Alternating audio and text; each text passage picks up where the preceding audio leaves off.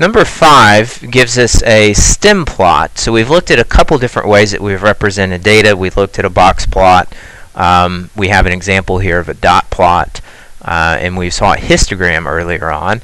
And so this is another way that we organize information, and we refer to this as a stem plot.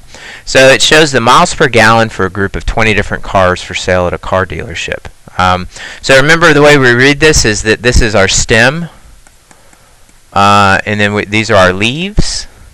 And so how I read this is that that would be 51 miles per gallon, 43 miles per gallon, 44 miles per gallon, 30 miles per gallon.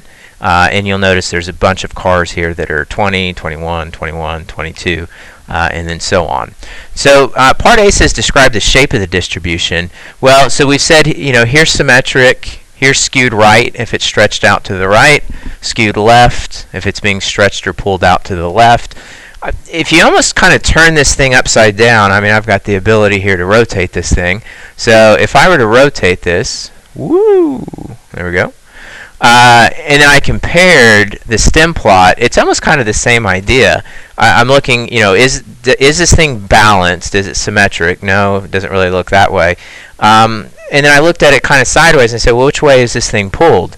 Well, if I see most of the clustering of the data points are on the right side, and then we have a few that are kind of spread out to the left side. This should make sense, by the way, because most cars, right, a majority of cars get 20-something miles per gallon, and then you have a few cars that maybe hybrids or plug-in electric, something like that, that get much higher gas mileage. So the majority of it's piled up over here on the right side, if you kind of turned your head, and then where you see that it's stretched out, where there's a few, our tail ends up over there on the left side. So what we could say here is that this is, get this guy out of the way. So we could say that the shape of the distribution is going to be skewed to the left, or that it's right. So we say that in this case that the distribution is going to be skewed to the left. To make the dealership seem as if they have a large inventory of fuel-efficient cars, the sales team should quote the mean or the median. Explain our answer. Right. So if we're trying to make this seem like, oh, we got a bunch of fuel-efficient cars, which number do we want to use, the mean or median? Well, if you're talking about something that's skewed left, so let's kind of turn, if we kind of turn the curve here a little bit. So let's say it's skewed left, meaning that it's stretched out to the left. We've got a few cars that get really high gas mileage, and then we've got a majority of them that have a somewhere, let's say, in the 20s or something like that. So if we called this our median, right, our middle of our little hump there.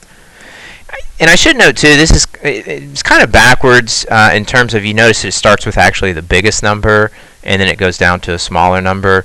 So you would almost kind of think on a regular number line that we would, we'd start with a smaller number and then work to something bigger.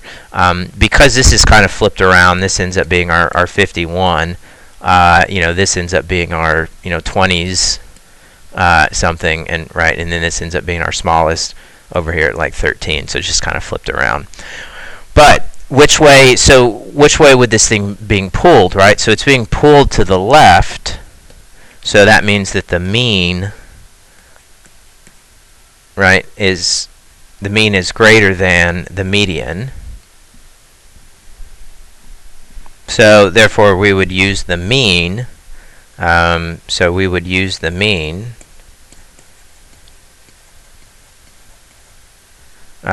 because the average, right? So this our couple hybrids. We don't have a lot of them, but we got a couple hybrids. If we average those in, it raises the overall fuel economy. So it makes it look like we have cars that are more fuel efficient, when in reality we got a bunch of cars that are just normal teens and 20s. But if we average those in, that pulls the mean towards the bigger number. So we're going to use the mean because that gives us a measure of center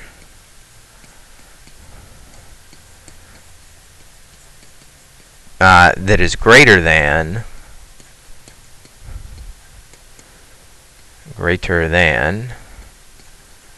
the median. Right. So if we wanted to make ourselves look better than really what we are, we'd use the mean, because we got that one or two hybrids that are maybe making our gas mileage look better than what it is. Alright, so go ahead and pause here and try number 5 on the right side.